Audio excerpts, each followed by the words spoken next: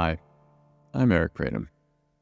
Welcome to the Unfolding Thought Podcast, the show for leaders and deep thinkers who demand more than the usual fluff. If you're the kind of person who moves on from a book, video, or podcast the moment it stops making you think or introducing you to something you can use, I hope you'll feel right at home here. In each episode, we uncover the deeper, often overlooked forces that shape our thoughts and behaviors, so you can see yourself, your team, and the world from a whole new angle, and then actually apply what you learn to grow and do better. On the Unfolding Thought Podcast, we aim for minimal filler and maximal insight, challenging assumptions and sparking new thinking every step of the way. Are you ready to dive deeper? Then let's get started. Today, I'm speaking with Lucas Mack, a former TV reporter turned branding strategist who's powered by one core obsession: finding and telling the truth behind every story. From being a one-man show in news segments at dawn, to building his own creative agency, and now leading branding transformation at Kubota, Lucas has made a career out of uncovering what truly matters and inspiring others to do the same. In our conversation, he shares how tough childhood circumstances taught him resilience, why discovering a brand's deeper why is non-negotiable, and how speaking uncomfortable truths can unlock genuine freedom, both for leaders and the teams they guide. If you've ever wondered how digging deep can spark growth, you'll get a wealth of insight here. And now, I bring you Lucas Mack. Lucas, thank you for joining me. Would you mind telling me a little bit about your background?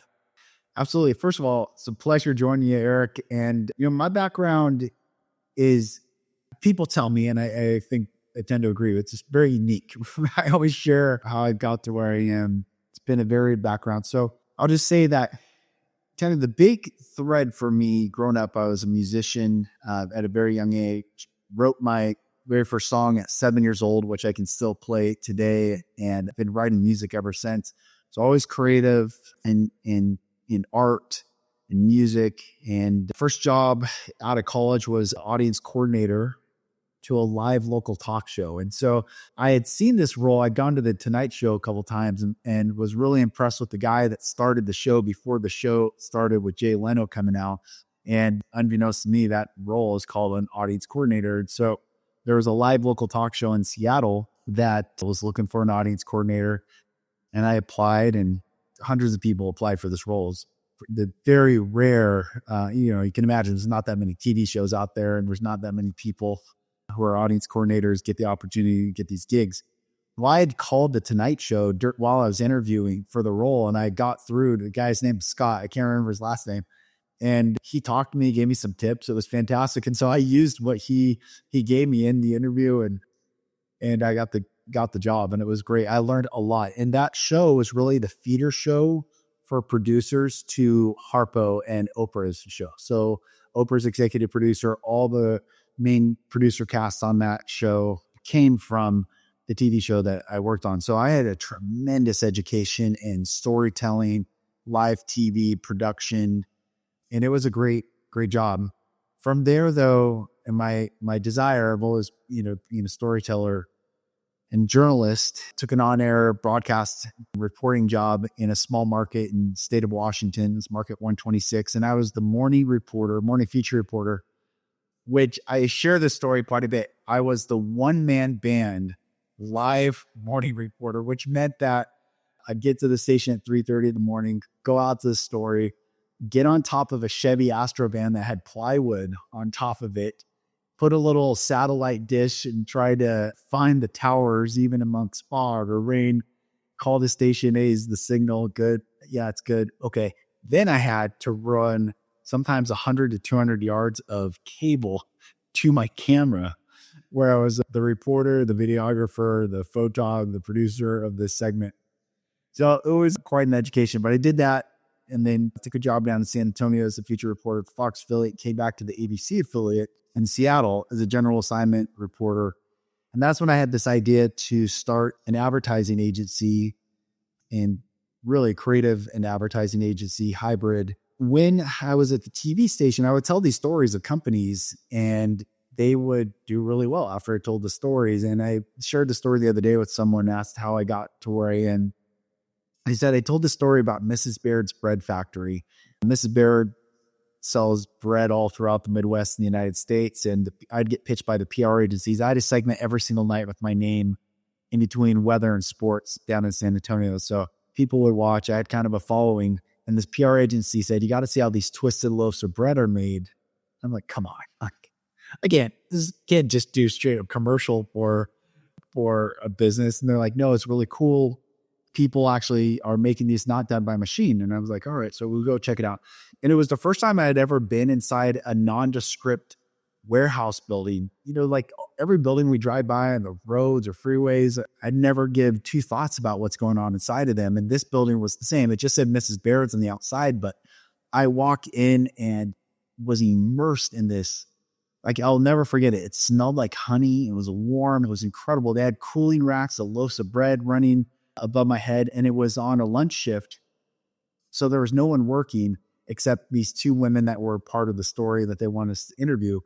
There was this conveyor belt, and on the conveyor belt was dough coming down, and a woman on each side of the conveyor belt speaking Spanish. And they would flip it. Looked like challah bread, which challah is 3-strained loaf. This was a 2-strained loaf, but it looked like knotted like that.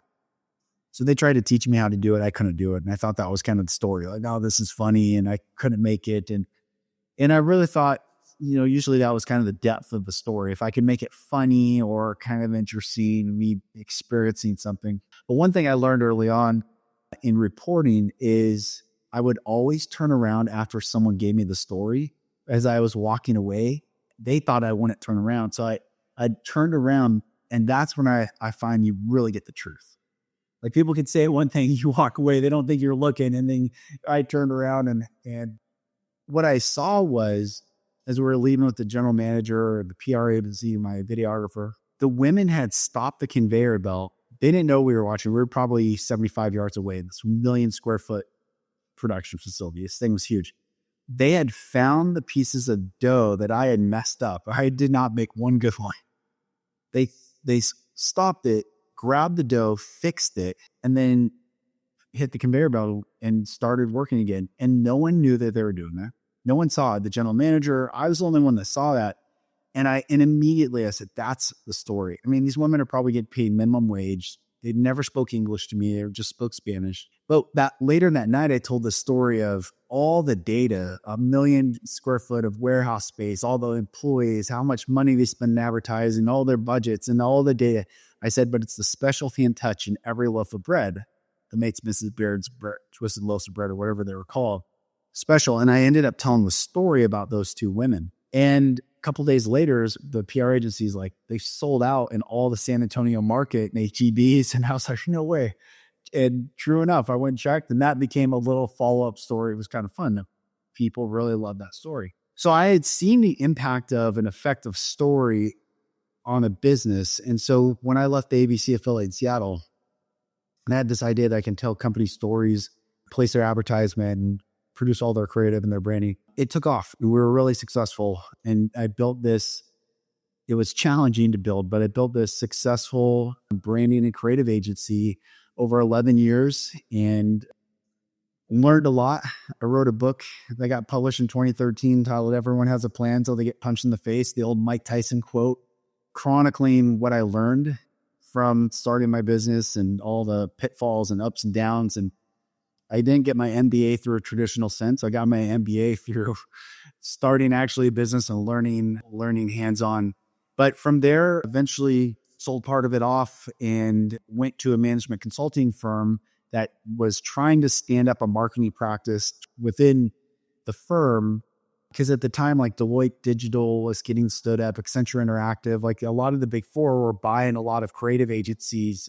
And it's a really smart model because the management consulting firms are already within the walls of these big enterprise companies. And so it's an easier pitch if they can develop the strategy and the creative. So the consulting firm that I went to work with wanted to stand it up, and I did. And it stood up, had some really nice success, stood up a creative services practice and ran that for a while. And then once I was ready to leave tech, because for many reasons, but I was ready, I ended up taking the head of brand position at Kubota, which a lot of people associate with tractors and excavators, construction equipment, RTVs, mowers, which it does those things incredibly well. And also it does many other things in the world. And so I've been there a little over a year, and it's been a great journey and really fun. And we're about to build this brand out to be one of the most important brands in the world. And that's what I'm most excited about. So that is a long kind of chronological ordered story there, but gives context of where I've come from and how I got where I am.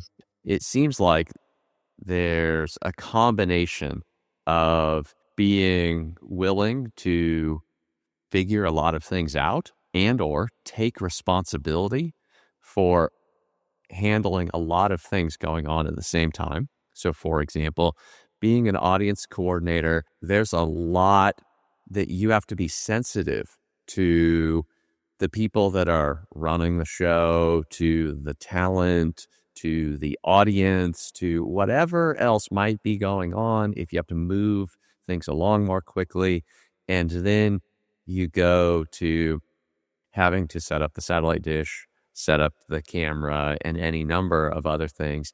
And whether you love all of those things or love the pressure or not, to have those things occur, to have that be part of your life, and then to build your own business and to set up a new practice within another business. And now it sounds like with Kubota, the work you're doing, that there are likely a lot of spinning plates, or a lot of balls in the air.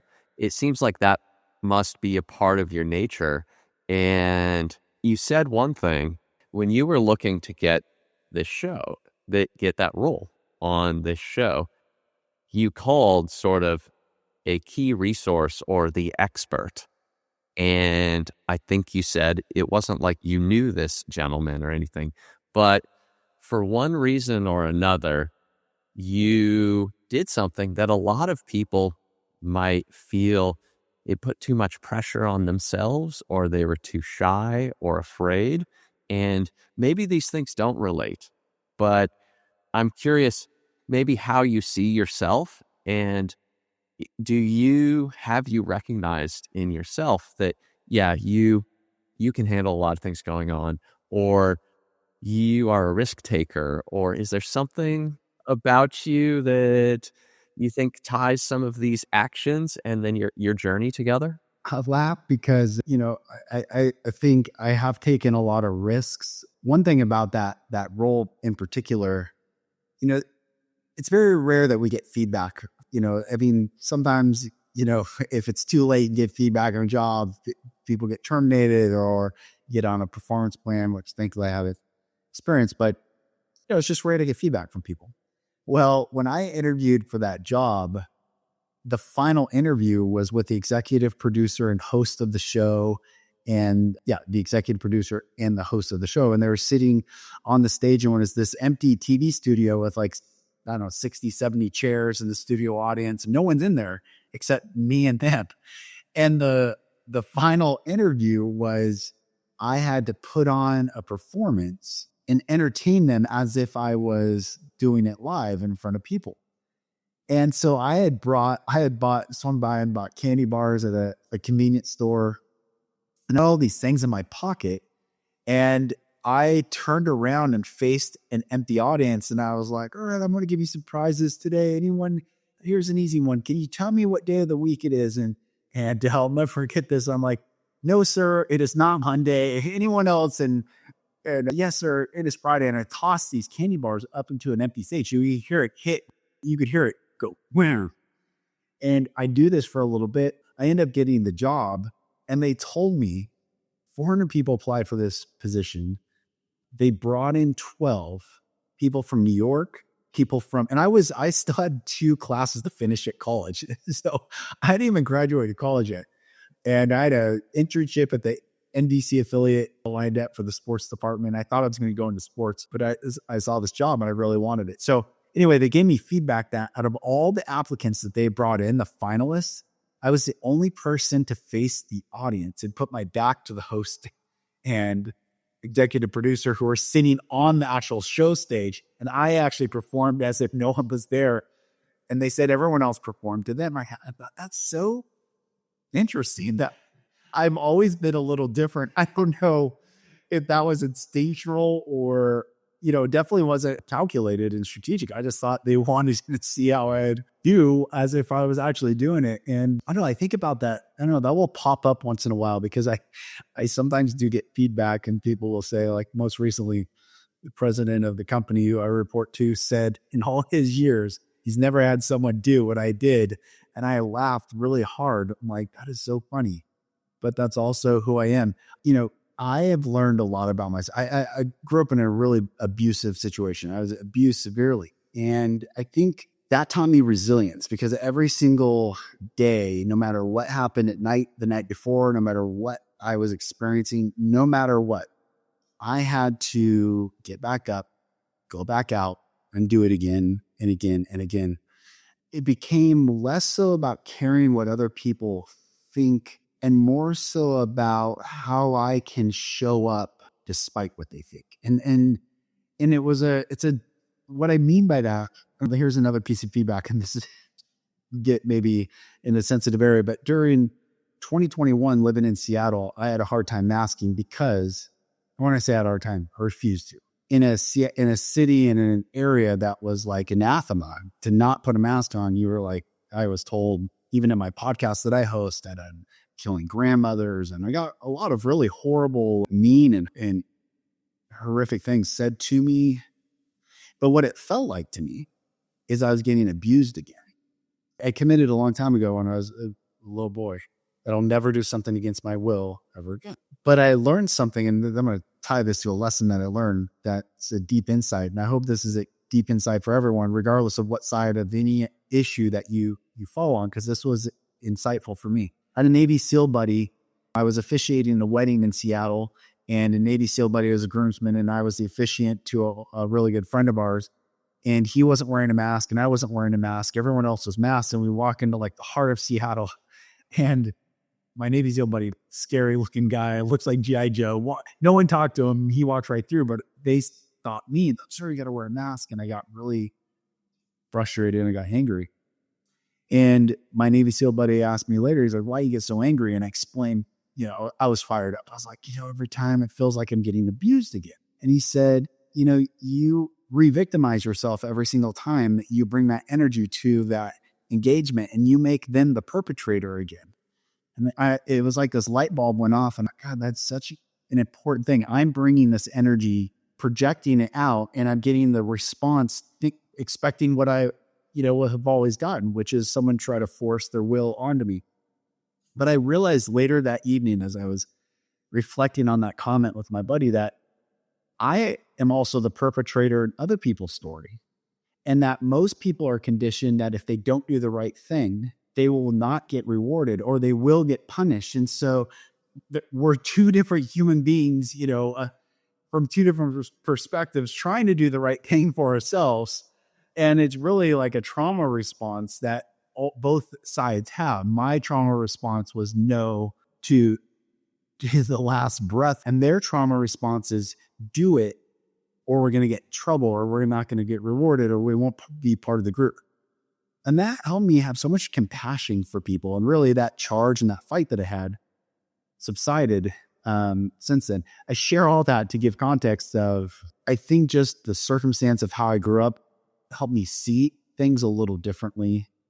And then resilience to not worry about what other people think so much is like, I had to do it for myself. So somehow it does fit into like what I do every day and what I've done throughout my career. I think you being a reporter and perhaps having this thing in you, this drive to look for the truth, to look for what was meaningful in, I think it was Mrs. Baird's, right? And I realized that that's not necessarily a big thing in that particular story, but it sounds like it when people care enough to not just let a problem slide by, that drive that you have to look for what could have an impact here, then lends itself well to going into starting the kind of business that you started. And then I think I heard you say, once you moved on from there and you were standing up the marketing and creative practice, that going to focusing on creative in particular, you must have a great drive to find in design or in the stories that you might tell, what is it that isn't just going to be shiny or surface level? And now I suspect that you only talked about it a little bit, but I suspect with what you said about taking your current brand or taking the Kubota brand to being, I'm forgetting your language, but it was something like being one of the biggest brands in the world, that's part of what you're looking for, is what's the truth behind this story or this brand. Does that sound correct? Absolutely. This is good. It's good insight into what I just shared. I gave a TED Talk in 2019, and I say in my TED Talk that the two words that I described my life growing up was fear and confusion. I was so afraid, constantly afraid. Constantly I would get, in every category, I suffered abuse. And I was really, really afraid. I was scared up until 2018 when I went to this emotional intelligence training. But I was like a little boy in a man's body.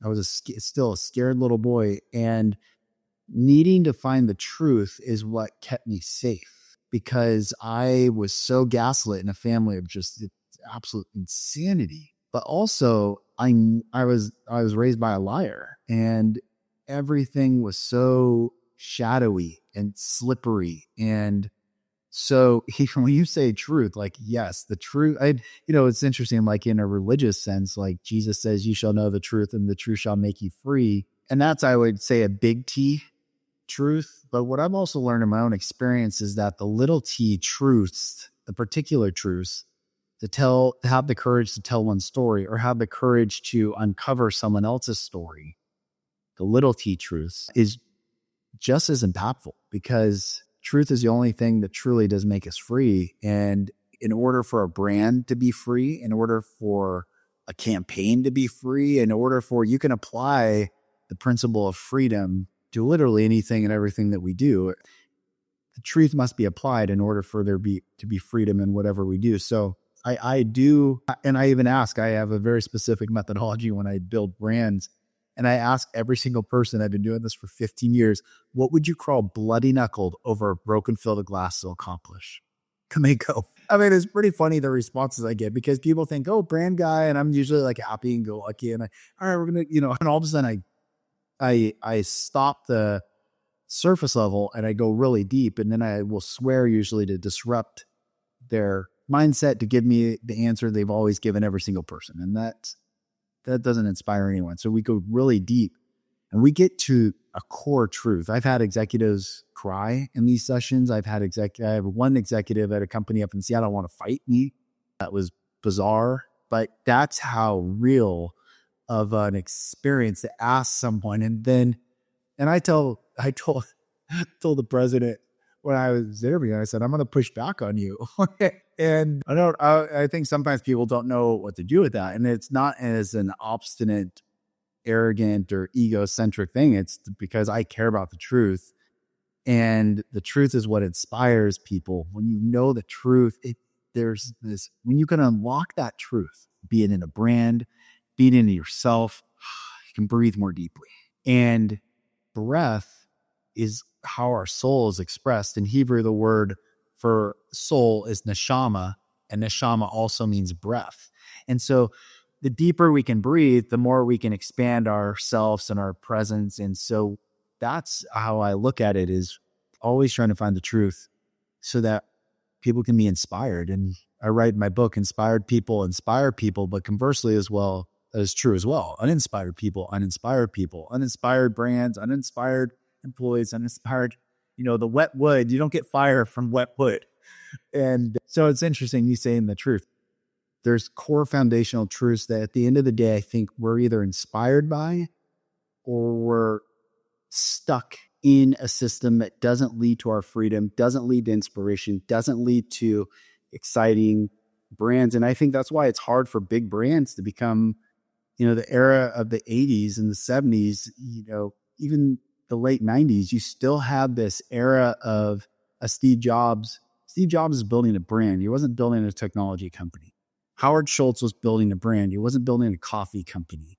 Phil Knight was building a brand. He wasn't building a shoe company. Like, these guys believed in something so deeply that everything else was anathema to that true experience that they were trying to bring into the world. And that can be offensive. The truth offends and it also provokes, but the truth is akin to brand. A brand is an idea in someone's mind before you ever experience the product or experience the company or experience the person. And in that regard, we don't have a lot of brands in the world. We have very few brands, but there's lots of companies with names and there's lots of products that are sold. And I think there's a lot of people that should be their own brand, but they're afraid, I think, to step apart from the crowd and they suffer this us too mindset.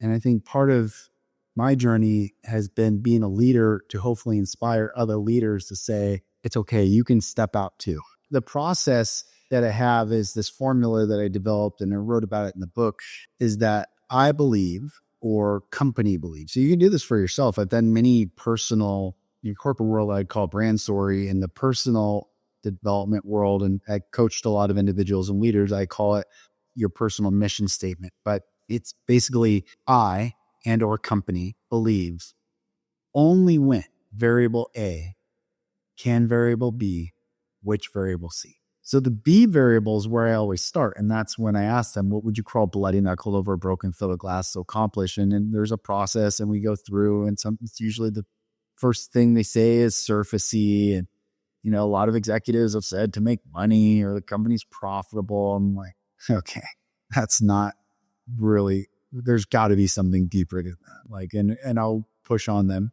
But once we establish that B and it feels close enough where I feel like they're finally giving me their instinctual truth and not filtering it through what they think they should say, then I jump up to the A variable and say, okay, if this is what you're setting out to accomplish, what's the only way you believe that can happen? Not I believe in, I believe only when.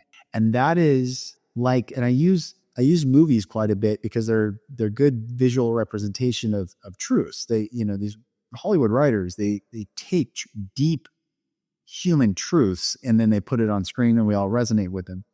In Braveheart, you have all these Highland farmers and with pitchforks and whatever weaponry they can use with the Scottish lords and the nobles. And they're standing there against the most powerful army in the world. And, the nobles are going to negotiate for more land and title. And there's that line where the guy goes, we didn't come here so that they could get more land, get more titles. And then this narrative gets interjected through the form of William Wallace in the movie. And he starts to ask them why. He asks them and it's so, I freaking love that movie. From a brand perspective, it is what brand, it's what truth does. And he asked them why. And at the end of your days, would you rather, all men die and not all men truly live? That is a truth. Not all men truly live. And at the end of your life, when you look back, what would you say? Would you be willing to give just a moment for your own freedom? He asked them this question. So through the transformation of the movie and this great purpose that he has and this inner calling and he wants justice for the death of his wife and all these things, but he brings these truths that he learned through the classical education that his uncle took him down to Rome and taught him Latin and taught him all the classics. And he was classically educated so that he was a philosopher bringing a philosophical truth. He brought a universal truth back into the particulars of relativism and inspired the same people to beat the most powerful army in the world. They weren't trained that much different. They still have the same weapons in the movie. They're still Highland farmers, but with the truth, with it saying, I believe only when something can happen. Can I go out and accomplish this one thing? That breeds inspiration into every person that hears it. And that's the point of companies and brands. But that's the process. And yes, there's 5 questions to make a story. We're taught this as we're very young. Who, what, when, where, why. Who, what, when, where engage the mind. They're fact and figure-based questions.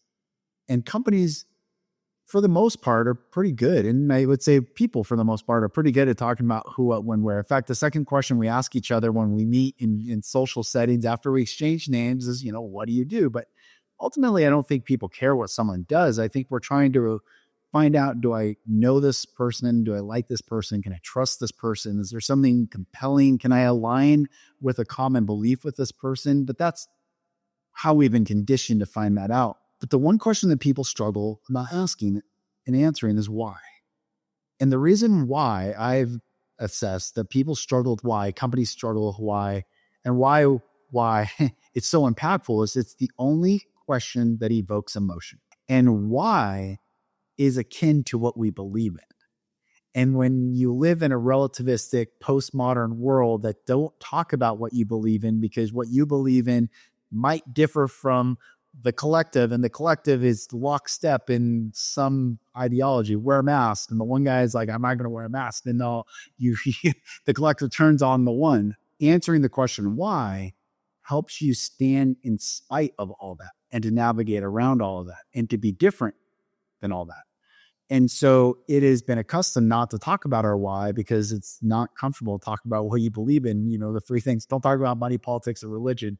But that's the core identity of every individual. They call it the silent majority for a reason, because people, although the majority, don't feel comfortable talking about these deep-seated beliefs. However, without the why, there's no inspiration. You can't logic. We cannot, and we've tried, I think, for a long time, logic our way into inspiration. We cannot just answer questions to the mind and then inspire movements or inspire ourselves or to ignite something within us. We have to go deeper, and we have to be willing to face the truth. And the truth sometimes is not pretty. The truth sometimes is ugly. The truth for me in my own personal journey and my own story is I had to go back and look at all the abuse that I endured and not like skirt away or have it in memory. I used to. It was locked away, and I just never looked at it. I never would look at it in the eye, and I would just kind of gloss over it. But it affected me so greatly until I found the courage to look at it myself and to look at every event and everything and no longer shy away from it. Well, that led to my own personal transformation, like a born again experience, and encourage every person to do this today. But how often do we do that in just simple things? Like a company, like, why do you do what you do? I always tell executives, if you're not inspired by what you're saying, who do you think is going to be inspired? Like if you're not lit up, no offense to anyone out there, but if you're not lit up by what you're telling people, you either think people are really dumb or people are just going to obediently do what you tell them to do. And I find that most cases neither are true. People are not dumb. People are very smart. And the majority of people will not take action unless they feel inspired to. And I do share with executives, and it's the same across the world. Every human being buys emotionally and they back it up logically. And so I am usually surrounded as a brand marketer and I'm a businessman with a creative, I would say, bent to me primarily over data. But I tell all these executives, usually I want data. I jokingly say, raise your hand if you're married, and all these executives raise their hand. Say, which one of you had your spouse fill out a spreadsheet before you decided to fall in love? And they all gotta laugh, because of course it's ridiculous. You fell in love first, and then you had to think through, how can we do this? Is it possible? That's the same in every decision when people go down the grocery aisle, buy a car, which gas station to go to. Like literally everything's an emotional decision that people back up logically. And answering the question why is what ties to that emotion.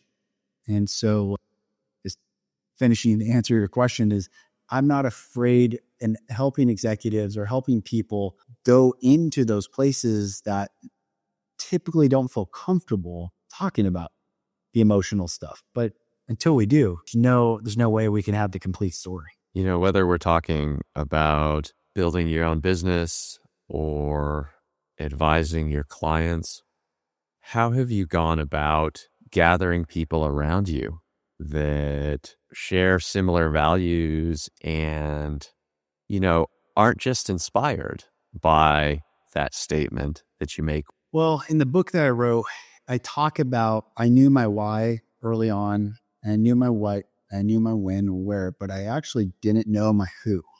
And the who was the character traits of those that you surround yourself with. And I just thought, young entrepreneurs, 26, almost 27, start now. We're one of the fastest growing companies in the state of Washington. I was just hustling. I thought, well, just get the most talented people I can find.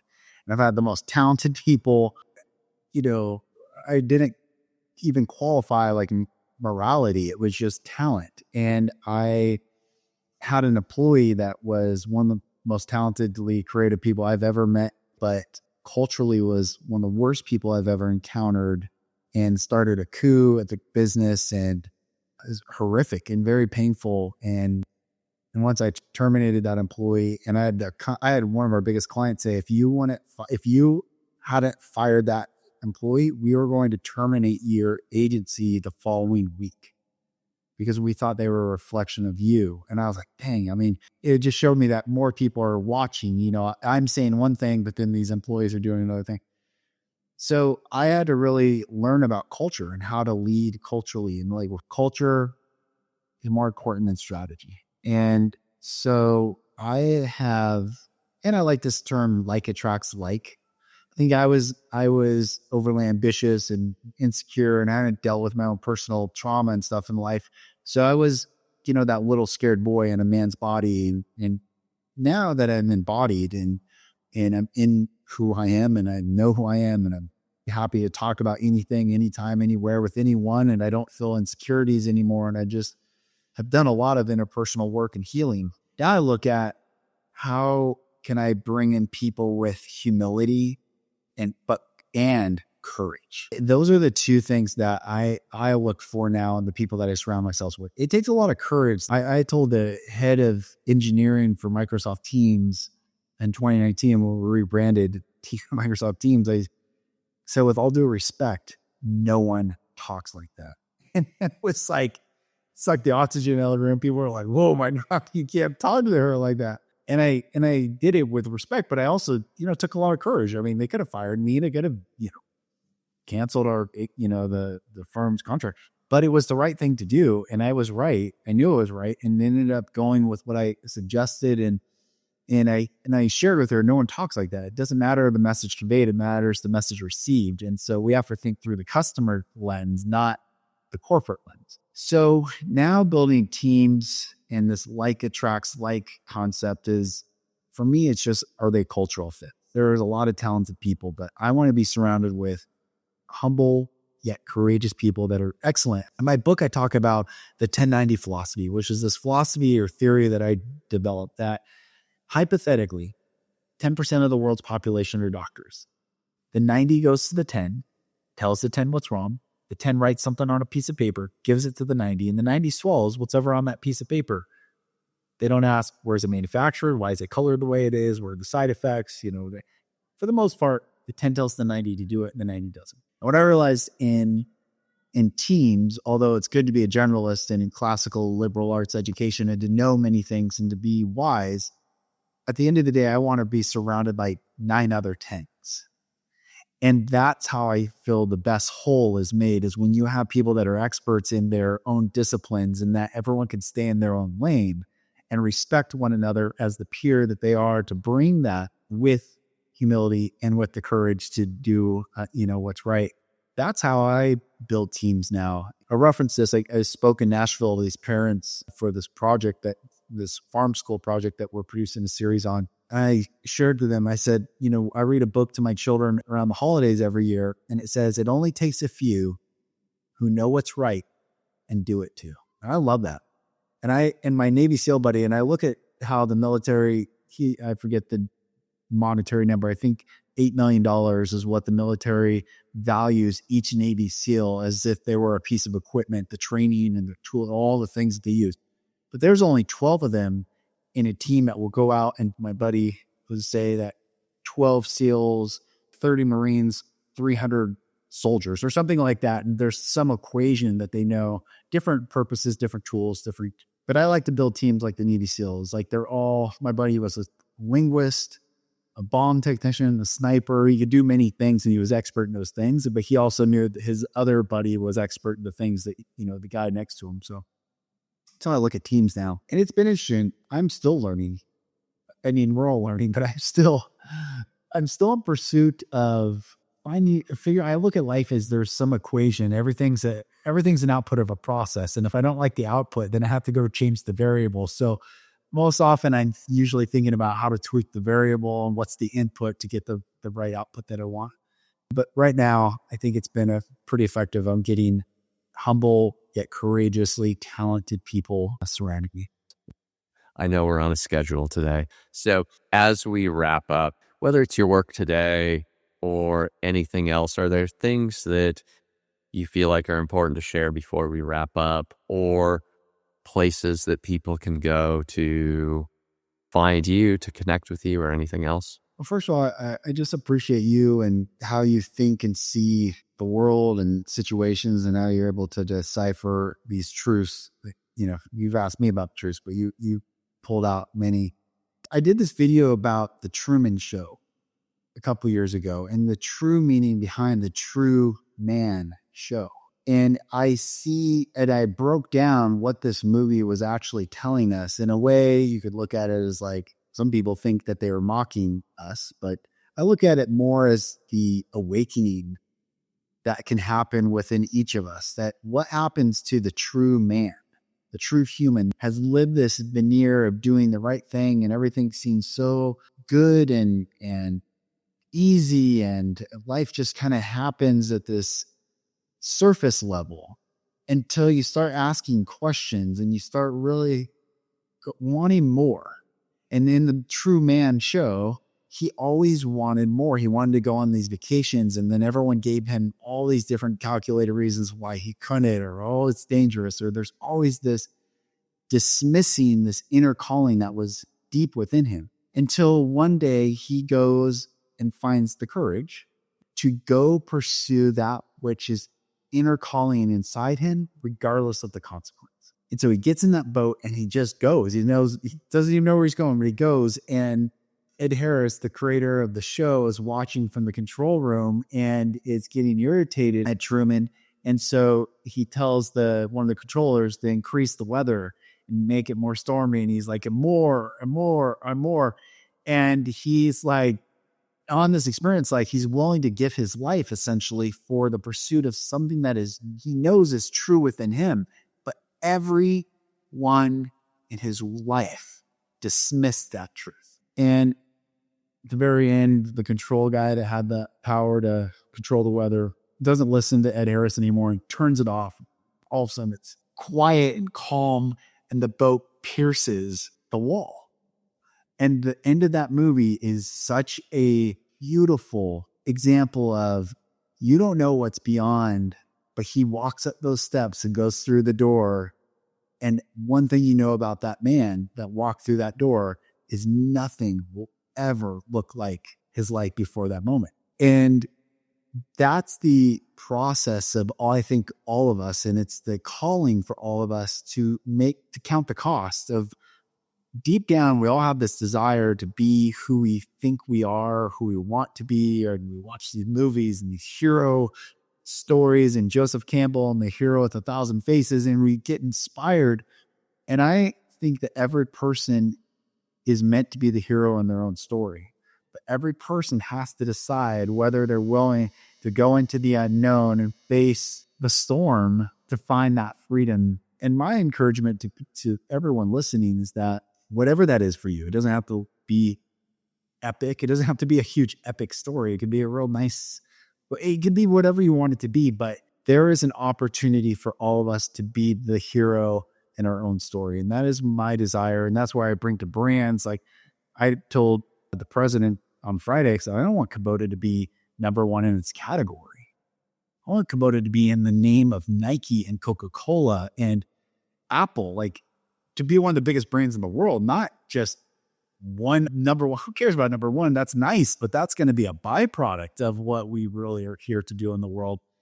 A profitable company will be a byproduct. Be number one category. All these things will be byproducts, but not prime products. The prime product is to pursue truth and to tell a story that brings as many people along with us to be part of something much greater than we ourselves as individuals can contribute to. So, that's what I would leave everyone with, is that the True Man Show, if you haven't watched it in a long time, I would encourage everyone to go back and watch it and see themselves of how often people will say, oh, you shouldn't do that, or that's not for you, or who do you think? Because I often say, Eric, you probably heard me say, but majority of humans hear this sentiment of, who do you think you are?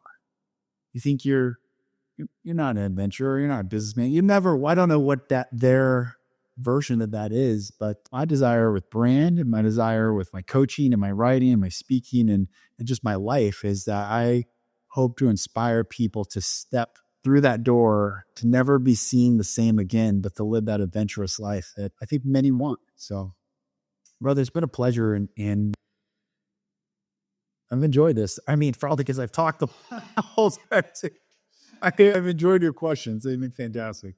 Well, thank you. I appreciate that. And, that's one of the main reasons that you're here, is to be able to share your background, your perspective, your ideas with anyone that will listen. And, over time, people that listen to this podcast for long enough, they'll get my ideas. So I really appreciate you sharing all of this, Lucas.